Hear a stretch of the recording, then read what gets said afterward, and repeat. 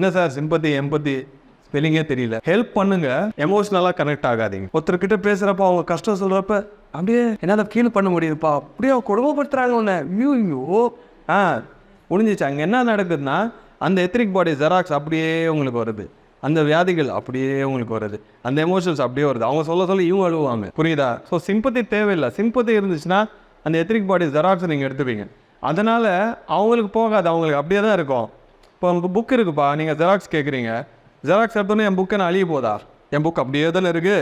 இவங்க எத்ரிக் பாடி அப்படியே தான் இருக்கும். சிம்பத்தி இருக்கிறவங்களுக்கு ஒரு ஜெராக்ஸ் காப்பியை கொடுத்துருவாங்க. அதனால் அது கர்மா இல்லை, இவங்களோட கர்மா டைரெக்டாக அந்த ஃபிசிக்கல் பாடியில் விழுது, அவங்க ஃபேஸ் பண்ணுறாங்க. கர்மாவுக்கு அக்கௌண்ட் இருக்குது தெரியல, சஞ்சித கர்மா, பிராரப்த கர்மா. இப்போ ஃப்யூச்சரில் வர்றது ஆகமிக கர்மா, இதெல்லாம் படிங்க. ஸோ எல்லா கர்மாவையும் நீங்கள் டவுன்லோட் பண்ணிட்டீங்களா?